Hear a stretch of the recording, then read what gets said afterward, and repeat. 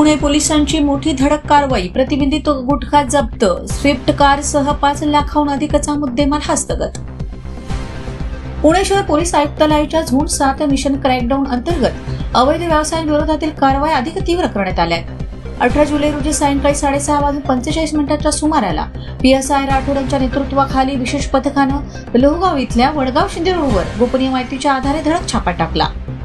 या कारवाईत सुनील संभाजी खांदवे वय 40 वर्ष याच्या ताब्यात महाराष्ट्र शासनानं प्रतिबंधित केलेला गुटखा, पान मसाला, सुगंधी तंबाखू आणि इतर तंबाखूजन्य पदार्थांचा मोठा साठा आढळून आला.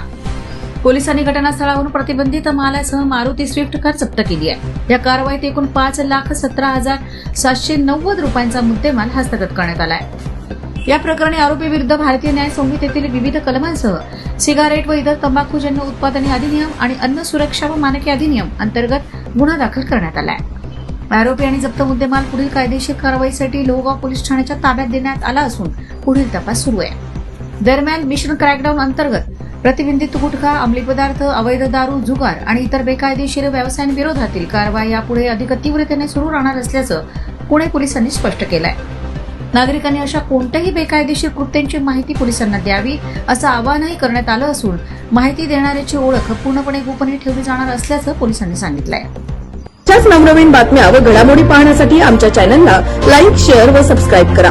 टॉप न्यूज पुणे जाहिराती व बातम्या देण्यासाठी संपर्क मुख्य संपादक कैलास गायकवाड.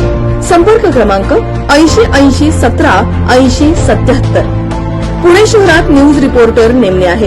इच्छुकांनी वरील मोबाईल नंबरवर संपर्क साधावा. Top news Pune.